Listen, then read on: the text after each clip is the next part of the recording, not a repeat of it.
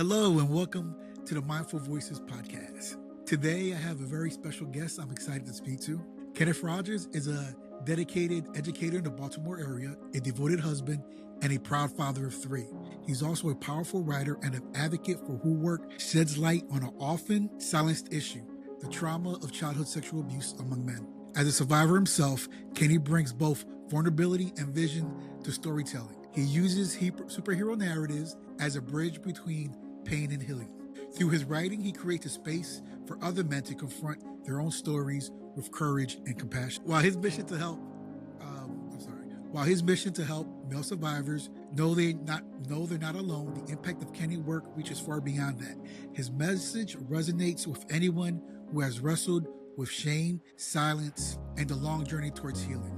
Whether it's in the classroom or in the pages, Kenny reminds us that transformation is possible and our stories matter, no matter how painful that life can become for others. Thank you for having Kenny, me. Appreciate welcome it. to the Glad to be podcast. Yeah, man. Listen, real quick before we get into it, full disclosure, I've met Kenny once and I've known him for a few years now. And the reason I kind of got into content creation was because of Kenny, actually. I don't know if he knows this, but I'll just say it out loud now. As we all know, back in January 6th of 2020, there was a major incident that happened in DC. I was feeling really low.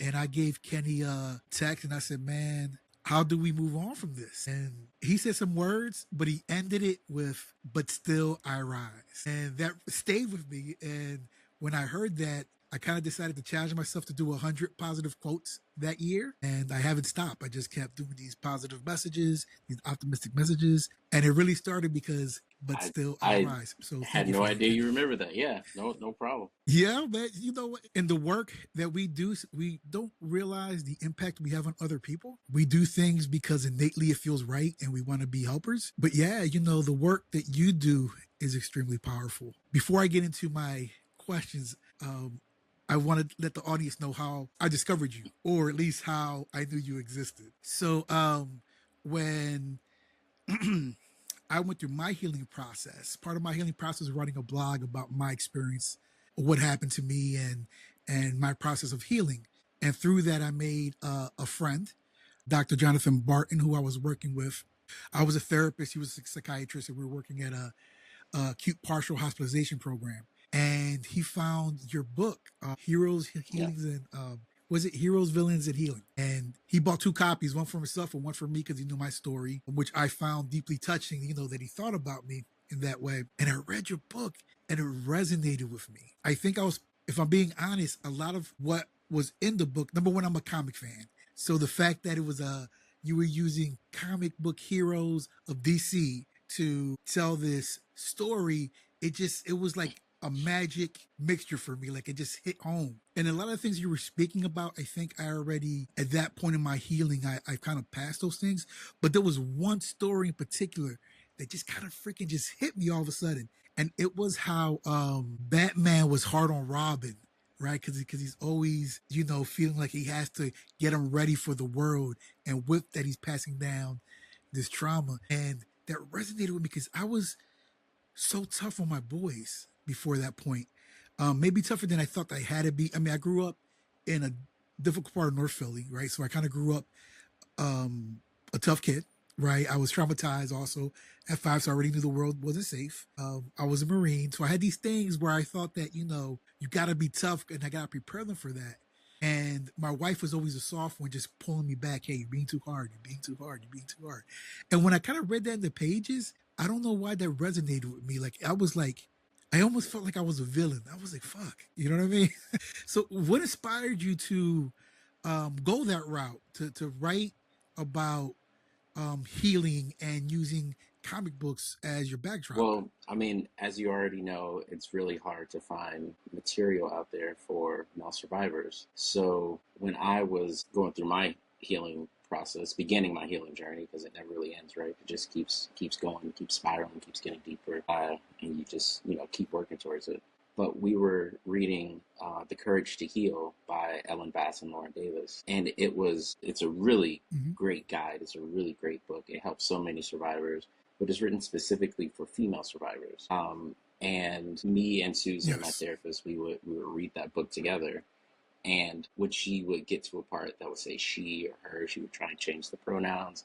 Sometimes she would slip up, and I'm following along, and I still see those pronouns, and it just makes me feel more and more alone. And so that's one of the reasons why I started writing and I wrote my memoir in the same way you wrote your memoir, which is it's more for us to get our story out and to make us feel not alone. But while reading that book, I also started to see and like leave notes in my copy about like, oh, this is a lot like this superhero, or oh, this is a lot like this villain. And I was like, why has no one really like made these connections or like talked about these things or helped to understand them?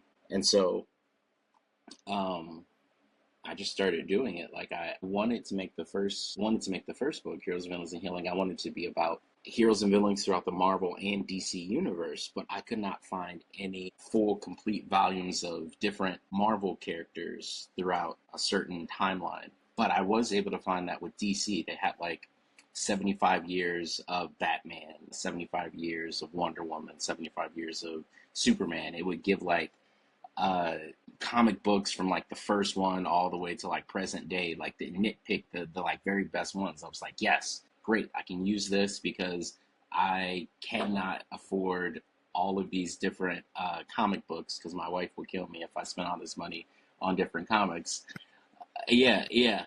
Yeah, So it's an so I was expensive like, habit. yes, I've got these. So I bought sets of those, and I still got like all of them upstairs. I had them in my classroom. I have had them in my classroom for years, um, and so I was using those in order to understand like different coping mechanisms and help to understand workaholism and like being Batman or living behind a facade and Superman or disassociation and Two Face or self harm and Mr. Aziz. So all those things really help me to understand those different parts of the courage to heal and those different coping mechanisms.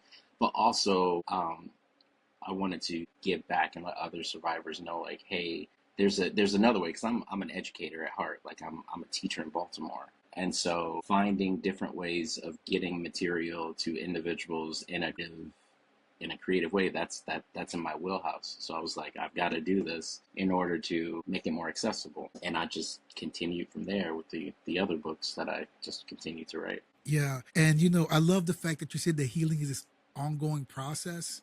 I'm a mental health therapist. This is what I do.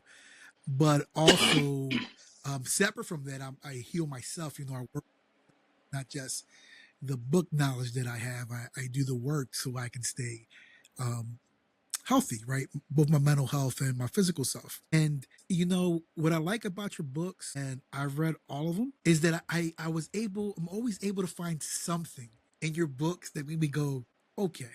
To nobody's surprise who knows me, probably the favorite book that I have that's Yeah. yours is the How to Kill Your Inner Batman, right? And something that hit me there, I had just became, or maybe I was a year into being a clinical supervisor at a different partial program in our company. The section you had about hypervigilance and how Batman's not able to let anything go, right? So he doesn't trust his team. It's always him. And you showed me in the book how my trauma was making me do the same thing. Like in here and I'm working with a bunch of talented people, right? Clinicians and BA level clinicians who have dedicated their life to working with children who have experienced ungodly amount of trauma, and I'm not trusting them to do the work. And that book kind of helped me be a better supervisor, right? Because it taught me to be a better teacher. That I had to have trust and also the humility to understand Yeah. that I can't do everything on my own. How long ago did you write your first book It's again? no, I know it's Well, been a not your lot. Yeah, like first book. first I book mean, that was 2007. yeah. So for those you don't know, Kenny, he just doesn't write these manuals. He also writes different books. I'll put a link to his website so you guys can check out his book. It'll be somewhere right here. Yeah. I'm sorry. Go ahead, Kenny. Healing Villains So and Heroes. I think it's When did you write been that one? about 8 or 9 years now. I'm coming up on the 10-year anniversary. It's been about 10 years since I wrote Great Black Male, which is the memoir. And I know just shortly after that, I wrote Heroes, Villains, and Healing, the DC version. So it's been about 10 years. Yeah. The time flies. 10 years. 10 years. So, how has your healing process affected your most intimate relationships? I mean, the people you do life with, your wife, becoming a father, your friends. At what point did you figure out that maybe this healing thing works? Because I just feel like all of us that go into wanting to feel better and go into treatment, that at least it's been my experience that we're like, okay, I'm here because I want the help, but I don't believe it's going to work. Right. At least that's the way. And I was a therapist. I went into therapy kind of feeling that way. So at what point did you think that, hey, maybe there's a way to the other side of this I pain? mean, it's a mixture, right? Like I entered my emergency stage when just a little bit after my oldest was born. Mieres is 11 years old, and like I was pretty close to suicide, and I was able to have a friend who took me to the hospital, UMBC, and they gave me some information about different therapists in the area, and I called the first one on the list, and that's where I hooked up with Susan and my and a psychiatrist, and they were like, all right, so like you just can't go to therapy. Like I'm still on medication, and like for the longest time, I was like, I don't need medication, I don't need therapy because it makes me less of a man. You know, it makes me something that I Mm. should be able to get through on my own because I don't know. I was stupid. No, No, you're was not ignorant. stupid. Was You stupid. know, what were you, and you weren't stupid either. You know, I think that some of it is definitely something with masculinity and feeling like we have to do it on our own. But I think also, if I'm being honest, I think the BIPOC community, people of color, we're held to a different standard in masculinity, right? We're supposed to be these aggressive, ultra violent men that should be able to conquer things. So when we say we need help, we feel less than. When we say I'm gonna need to take medication, that must mean that I'm not the man I think I am, right? That's kind of the thinking we fall into. And so when I went in, they were like, all right, so we just can't do one approach. Like, you just can't do therapy and think that you'll be fine. You just can't do medication and think that you'll be fine. So I was like, all right, so you need medication, and you also need to make sure that you're going to therapy. And then Susan was like, you need to do more than just make sure you're going to therapy. You need to meditate as well. And and that's where that's like I almost drew the line there. I was like, I'm not doing meditation, and it wasn't the fact that it was all touchy feely, be quiet and find your inner self and namaste, all that BS. No, it was the fact that I would have to sit with myself for 15 minutes at a time and force myself to not be active or feel like I had to make sure I was helping my wife with our 1 year old daughter or cleaning the house. It was forcing myself to sit there and not be active, to not be hypervigilant. And that was like the hardest thing. The 15 minutes of sitting there every day and just being like, what the hell? Like, come on. And then like practicing my breathing.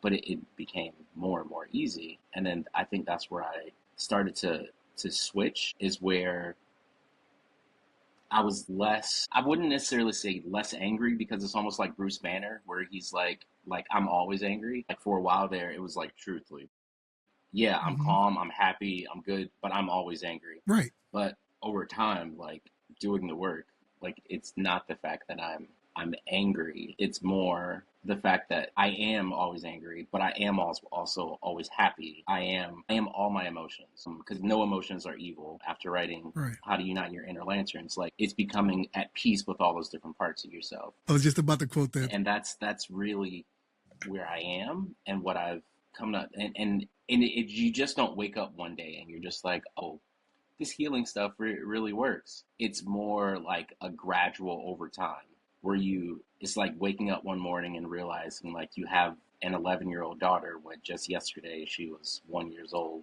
and crawling around on the floor. It's gradual, and then you look back and you realize I'm approaching things differently. I'm not yelling to try and get my point across or being condescending or passive aggressive, but actually open and responsive and helpful and authentic, like not fake, but actually authentically being who you are, whether that's, you know, you're upset and you say that you're upset, but you don't react in a negative, angry way. And that's hurtful towards other people, but you recognize your emotion and you take some time out and you calm yourself down and then you approach it with new perspective. Or if you're happy and you're excited, you also don't do anything super stupid and silly. You actually wait till you calm down and you get back to that equilibrium, that balance. And it's knowing the difference between like having um, the rational mind or the wise mind and the emotional mind to become that more balanced individual. Wow. Yeah. Wow. That was. Thank you for that. Thank you for that. Yeah, that was powerful. You know, a lot of what you said, like it takes me back to my healing, and I don't want to make this about me, but it's funny because when I feel like when I felt like I started making progress, I started to be present for my family. I thought I was being present, right? But no, I was just physically there, right? I wasn't actively engaging. Like I would go to the movies and take the kids to movies when they were young. And for me, the fact I took them to the movie was it. So if I fell asleep during the movie, you know what I mean? It was why does it matter? My wife was to get upset and I didn't understand why.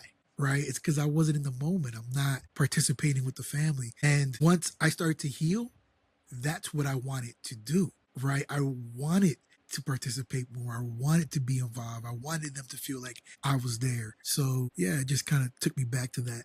Going back to your writing and your books, right? Is there a particular hero or a arc that's your favorite, or something that you kind of go back to when you Well, have a go to? so it's like picking your favorite kid, you know, like who's your no, like I keep building off of what I did previously, and it's like when I write these and I research these and I read all of these comics, and some of them are boring as hell, like man, like trying to get out of the fees, like the 50s and 60s, and they're just going on adventure after adventure, and there's no depth to them. You're like, oh my god, why am I reading these comics? But then you get to like these jewels and you're like, this is so dope. And like, this will help so many other people. And it's those jewels for all those different heroes that really sort of stick with me. But it's also like everything I've learned about different techniques dealing with CBT, DBT, IFS, that's cognitive behavior therapy, dialectical behavior therapy, internal family systems. And right now, like, it's Daredevil. Because I'm writing a new book about Daredevil, and I'm also working on Hulk, and so I'm appreciating that because I'm trying to understand hope better, the psychology of hope, and what that means, and how that relates to strengthening an individual's self-esteem. Looking at the 6 pillars of self-esteem by Nathaniel Branden, and understanding overcoming adverse childhood experiences. And Daredevil's been through some crap. Like, I've had to take a break in the same way I had to take a break when I was writing Batman, because Batman got dark. Like, and when you read all those dark comics for such a long time, you start to get dark. Like, I had to take a few breaks with Batman. No, yeah. I think that, I think a lot of people are starting to understand that the comic medium isn't just for children.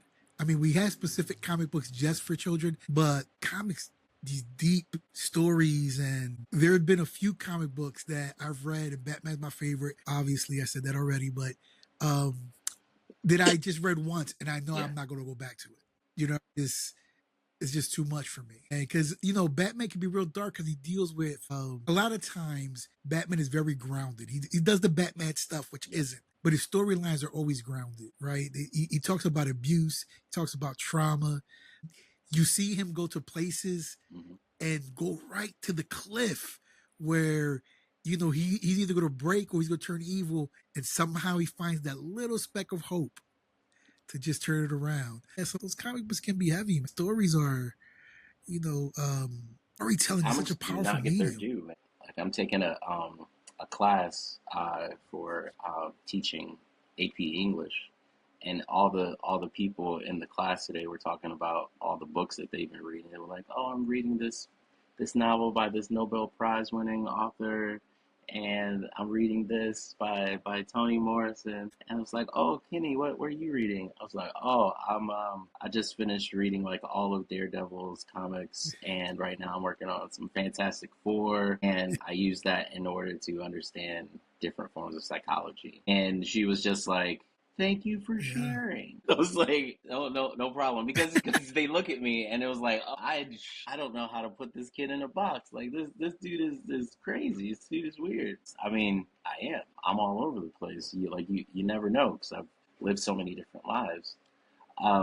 Comics get a bad rap, and it's so good. It's good stuff. Yeah, it's funny because I'm a believer. I'm a Christian, and it's like I remember when I was younger, I was forced to read the Bible. I always found, and let me not get canceled for this, but I always found some of my comics to be a little more moral. To land on if we're talking about a black or white, right, always landing on the white side more than the Bible did for me, especially when I was younger. I think that not to get into debate about what's in the Bible and what's not, but I think comic books, because Hmm. it's Yes. words and it's pictures, right? You don't have to just use your imagination. You see it right there. It's so impactful, and you get to know. You feel like you know who these characters are. Like there's comic books that you read and you're like, this isn't Batman. This guy doesn't Yep. understand Batman. Just like people who wrote some of the Superman comic books in the '80s. I'm like, what is this?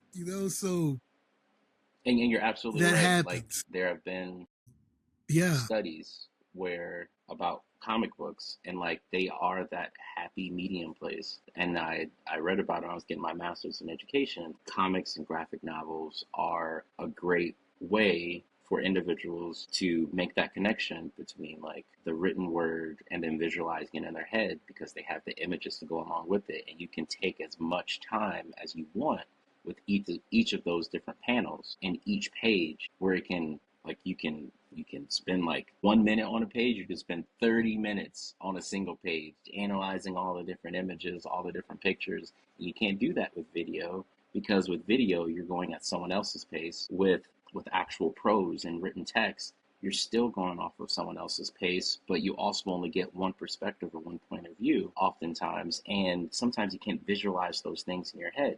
This is especially true for survivors. Like if you have spent so much of your time and so much of your energy on surviving and trying to make sure that you are getting just through the day, you do not have the energy. You don't like there's no more energy left for you to have an imagination.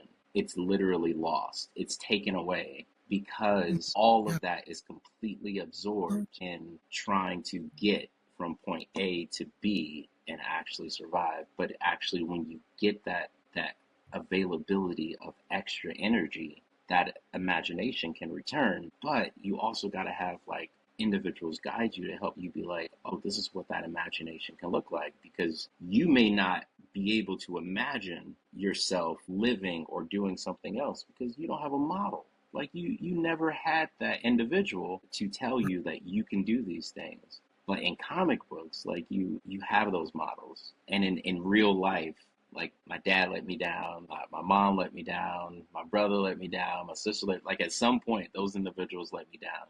But in comics, like I know they're fictionalized, but they do give you something higher to live up to. Not to necessarily be perfect, but to let you know, to give you an alternative, to let you know like you're not crazy and the world can be better if you just have that imagination and that will and that hope in order to make that dream a reality. Yeah.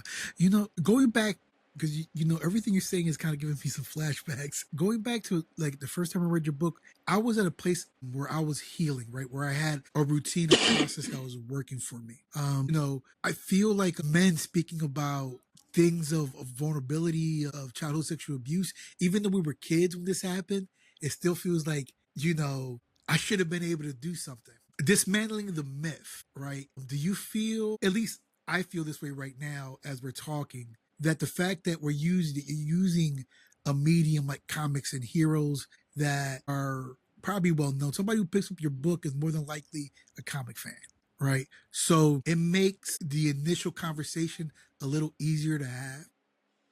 That's one of the reasons Is why that how you see I it? wanted to do it, because when I started therapy, when I started healing, like Susan would ask me like, how are you feeling? And I'd be like, I don't know. And she'd be like, what do you mean you don't know? It's like I don't really know my emotions. Like my emotions were either happy, sad, angry. But those were my three. Or I was just numb and it didn't give me words to express how I was feeling. if she like asked me that, I would just shut down. I wouldn't know what to say. But if she asked me something about what happened in an episode of Smallville, I would just start yapping and be like, man, Lex be on that bullshit again and be trying to get Clark, and then I just start, talking and relating and then expressing those things. It's a safe way to actually express those emotions, because as men, so many times we're shut down, whether that's intentionally or unintentionally, where we start to talk about our emotions or how we're feeling, and then they're not given credit. And we as survivors, like we mind read. We like that is a superpower. We can sense when people are annoyed, they don't want us around, they want us to shut up, they don't want to hear what we have to say, and we're wasting their time, and we stop. We don't give them, like we stop wasting their time, so we calm down. And I've been in this situation multiple times where I start to talk about my emotions and my feelings. And I know it's often said, I want a man that expresses his emotions and feels this way. But in actuality, many individuals do not, because that takes the spotlight away from them. And the idea that someone else could have those emotions is not necessarily that they don't want you to, is they don't know what to do with them. They're like, okay, that's a lot. Maybe we should just watch some Netflix and chill. And they don't understand the different forms of intimacy that are actually there, because many times men don't even understand it. It's not just sex. It's also the fact that you are communicating with someone on a deeper personal level and letting them know that you are vulnerable, that you do have emotions, that you do have feelings, and that you want to express them. But if you don't feel like you can or you're safe, then you're not going to. You're going to go back into fight, flight, freeze mode. Yeah, I think my experience with my wife was I would just shut down, right? And that's what you're talking about. I would feel like that 5-year-old kid. I didn't know that's what I was feeling, but I was feeling something, and I felt like I couldn't speak, and if I spoke, I would make things worse. Something bad was going to happen. So I would sit there, Kenny. I could sit there and take whatever she brought at me for 2 hours and not flinch, and just sit there and take it and not feel the need to have to defend myself. And then she had no choice but to read into that something different, right? Because neither one of us knew why. Uh, well, she knew probably a little better than I did why I wasn't able to communicate. I didn't understand that something that happened to me when I was 5 was affecting me at 30. Right. I didn't know that. So my wife, of all the people in my life, was one of the most pivotal people to support me in my journey. Right. I think that, or we know it's true that the one thing that trauma does, it erodes our ability to have these loving, trusting relationships. Right. So for me, my wife has been a grounding person, somebody who's been my biggest supporter, somebody who forces me to protect myself. I can protect anybody, right? When it comes to me, I'm not worried about it. And she's the one that comes and be like, no, don't let them do that. And most of the time she's right. She's like, no, I'm just Mm-hmm. trying to avoid a Yeah. difficult conversation about me. What is your relationship, or how has your wife helped you out? I don't remember where I read it. It might have been on your website or one of your blogs. I remember reading a piece um about you and your wife, and um you got upset and you yelled at her or something, and she told you um that if you ever question that I love you, Yeah. know that this happened. Something to that effect. And I read that and I was like, she does love him. Yeah. Yeah. She most definitely does. I do not want to. Many people say, like, if you can go back in time and change something, what would it be? And oftentimes I say nothing, because all of my past experiences made me who I am today. But that one conversation is something I would go Of back and course. change in a heartbeat. Like, we were sitting out on our back porch in our old house, um, and I was so angry, so frustrated, I was so upset, and she started saying something to, like, talk about her feelings and her emotions. And I was just like, fuck your feelings. and I ranted for a good 5 minutes. The neighbor came outside, looked to make sure everything was all right, closed the door. I was a fucking asshole, dude. Like, it's one of my most horrible moments in my entire life. Not me trying to kill myself. You should never make someone else feel smaller. You should never punch down. And I was angry and I was frustrated. She just chalked it up and being like, you needed to let that out. And I was like, I'm not sure what love is, but that's got to be damn near close. And that's part of the reason why I married her, is because I'm a comedian, dude. Like I have fun. Like I entertain, because that's my defense mechanism. If I can make someone laugh and I can Okay. make them feel good, that means that they don't It see that can't be I'm true. hurting. They don't see that I'm sad. They don't see that I'm absolutely Right. devastated inside. But it gets exhausting. And in college, I would just get so, like, there would be just some moments where I would just be like, I can't do the act anymore. And all my friends around me, because I was on the speech and debate team, I was super nerd, like super duper, like nerd, speech and debate, dress in a suit on weekends, go to different universities and speak all weekend, and then go do homework and be like, man, I love college. So, and I would, and everyone would be like, Kenny, like, make us laugh, do this, do that. And there would just be sometimes where just be like, I don't, like, I'm not your fucking monkey. Like, stop. Like, I'm not here to entertain you. And Sarah would be like, my wife, she would be like, let's give Kenny some space. Like, leave him alone. Like, he's not here for that. And that's like one of the reasons why I fell in love with her, is because she you know was able to stand up for me, and that's one of the main reasons why I stole her from her fiance. Good steal, my That's a man. Good story for steal. another podcast. I was So always told, man, you can't you're steal right, somebody. You ready to you're go. right about that. Yes, sir. Yes, sir. I know, like, we Flash got flood ours warnings earlier. coming in. Mine's just been going off. It's like, I'll be fine, hopefully. Yeah, we don't have. Yeah, the river's pretty far from me, so we're good. It seems like we have two pretty good ladies. I actually celebrated my 28th anniversary Congratulations. two I'm days ago. 5 years behind you. Um, thank you, thank you. There you go. And yeah, our wives are pretty similar when it comes to how they kind of protect us and show us that they love us. I don't know um, how I will do life without her at this point. 28 years, it's married, it's a long time. But I think a lot of the feelings that men who've experienced childhood sexual abuse or any type of trauma where you felt emasculated is shame. This um it just feels like you can't wash it off. And even when I started my healing process, I think I was almost a decade into my healing process until I finally got rid of every bit of shame that I felt. Right? I mean, the shame kept me really from being able to speak about my story, Hmm. because I couldn't get through it without tearing up. And people would think I was tearing up because I was sad or hurt or emotional.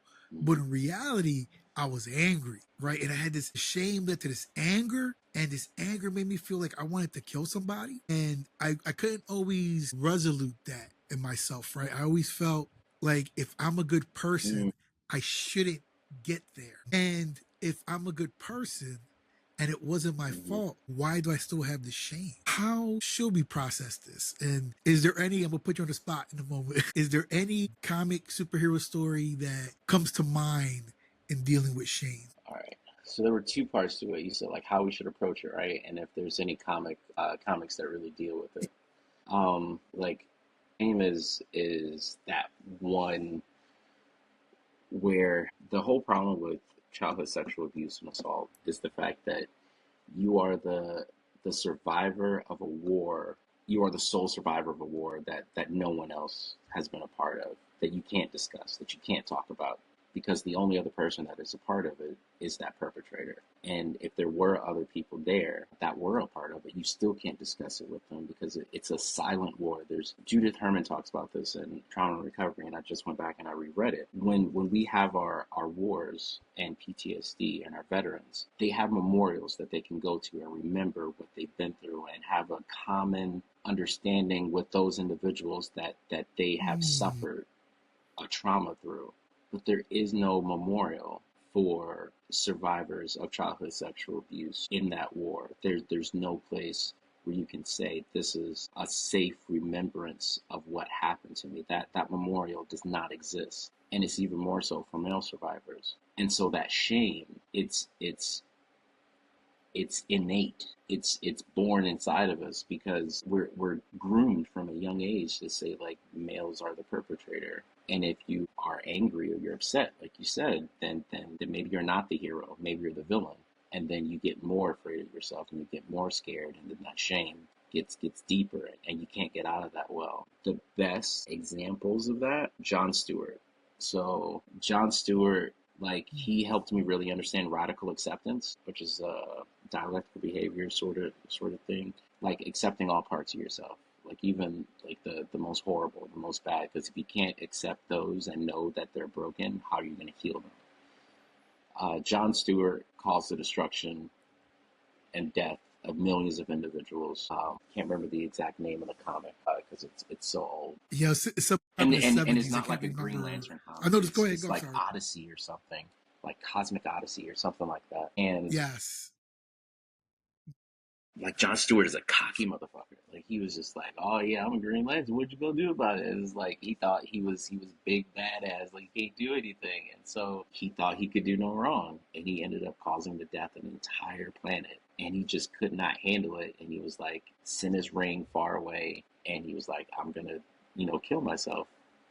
And Martian Manhunter like walks up to him, and he's like, oh, so you're gonna take the easy way out? And he was like, Frank, God, you know what? You're right. Ring comes back, and he lives with that, and he lives with it, and he can't let that go. Like he never really lets that go, like that huge failure. But he builds on it, and he continues, and he falls and he stumbles so many times. But each of those times, he remembers like those past failures, and each one of those really builds him towards like in the latest Green Lanterns, where he's now like almost a god. He's absorbed. He has so much Green Lantern abilities and so many powers. And he was told like you have to behave like a god now, but he was like, no, I don't. Like I'm still not going. He's not going to fall into that same mistake.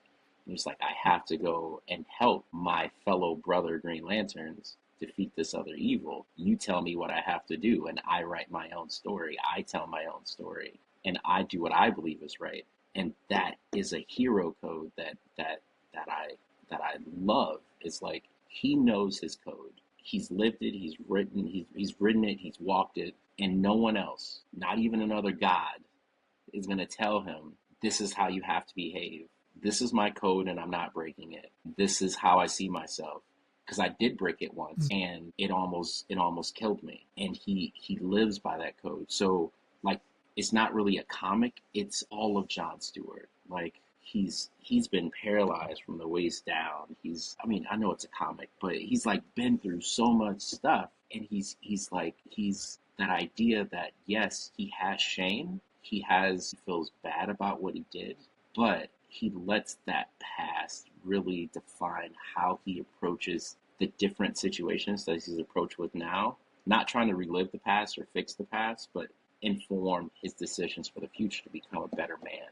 And that's what that guide should be, because you can't really like that, like me, that shame, it's never really going away. um, I've got most of it gone, Right. but it comes down to like those negative internal thoughts that I have, where I say like I'm not good enough, I should just give up. Like those thoughts are all shame based, guilt based, and it's always somewhere deep in there and can't really get out. But it does help inform my hero code and how I see myself and how I want to carry myself and what kind of man I'm. Yeah. Yeah. Jon Stewart's my favorite Lantern. Yeah, Jon Stewart's dope. He's my favorite Lantern. Yeah, I know. Yeah. He's also Marine. So, is there anything you learn about healing from somebody who has reached out to you since you're writing? Somebody who might have posted something on one of your Amazon reviews, or somebody who reached out to you who've read something you've written? Like learned about healing, like what, like I learned about healing. I learned about, I don't know, humanity, the resiliency in people to, even in the darkest moments, want to be healed, want to move forward. most of those things come to me in private DMs or emails because Of people course. don't really, they don't feel safe enough. No. No, nobody wants to share that. Absolutely. I don't know. Like there's so many different lessons of humanity that's not just in like those small stories of survivors and the resilience. I don't know. It's a difficult question to answer because I see the same thing in those stories that I see in like my students who come to school every day who don't really have as much or and I ask myself like why are they still doing this? Yeah. Like why are they not giving up? And it's those stories where I'm just like Mhm. they're still trying and they're still good people and I'm just like why are they not a villain? Why are they not doing the most horrible horrific things in the world? And it does give me some hope in this very dreary atmosphere that we're currently living in. Well, speaking of hope, right? I just have two questions. I appreciate you sharing an evening with me. Hmm. Superman is coming out this Yep. Friday. I'm actually gonna go see it tomorrow, and I wanted to steer away from politics as much as possible. But I saw a Fox News clip about Superman, and they were saying that it's a woke story because it's about an immigrant and being kind, and that's not really a Superman story. What are your thoughts about Superman and it not being an immigrant story? So Tell me you don't read a like comic, right? Without telling me you don't read comics. you don't even have to read the comics. You just have to know who wrote the comics and who drew the comics. Two immigrants who did not feel like they belonged in the world and society that they lived in. And so they created a character that was invulnerable to pain and harm because they wanted to be accepted. They Mm, wanted to feel powerful. They wanted to be a part of the American dream. And to say that Superman is not an American story is ridiculous. Like it is, it may be the most woke of woke stories, but it was woke back in the, and that's fine. If they want to say that it is a woke story about an immigrant, that's fine. Our country was built on immigrants. Our president married an immigrant. He has children from an immigrant. My people were dragged here, so we didn't even have the choice to be immigrants. right, but truly built the country. Without the black people in the country, And we're so not the country we are it's today. fine. And I understand that right now, like I do not want to draw villains. Like I hate drawing villains. Instead, I see the fear that people have and the Mm, fact that they are desperately seeking a part of their humanity that they can't have access to, and they're trying to get it back. So them saying that this is a woke story about Superman, about an immigrant, they are afraid, and that's fine, and I understand their fear, yeah, but it's okay. Like this story is for everyone. In the same way this country is for everyone, in the same way this world is for yeah. everyone. And so accept that and that's fine. Yeah, they're allowed to have their opinions. And I accept their opinions. And I'm not saying that they're wrong. It is a woke story about an immigrant and I'm still gonna go see it Right. because I appreciate it and I love what he stands for. Yeah, man. You almost got me there, man. You almost got me there. I had to take a deep breath for a moment. That was pretty powerful the way you started. Gonna have the waterworks going. Being a first generation American, it's hard to right now for me not to feel like I'm unwanted. And it's not so much about what I feel, it's about what I see happening. And um not being able to do enough to support people who look like me. And I know you understand that frustration for sure. I have one last question. If you could speak to your younger self, the little boy who was hurting, if he could hear you now, what would you want him to know? Not what you would want to change, because I know You've accepted that, but what would you want I'm them to still know? scared. The fear doesn't go away. You just get better prepared for it. I'm not going to say that you make it because it's not over yet. Kenny, my man, you have a daughter. You have two daughters. Live the life that you wish that you had. And that is amazing because they wake up and they smile. And you try to figure out why are they smiling. And they give you a hug when you come in the door rather than be afraid when they hear your car pull in the driveway. And you try to figure out why do they want to have so much time with you. Kenny, you're a good man, okay? And you will impact many different lives, and you will continue to be a good person. And that's the most important thing. You have to be a good person. Do not lose that because the world will try and rip it from you and tear it down and punch it and burn it.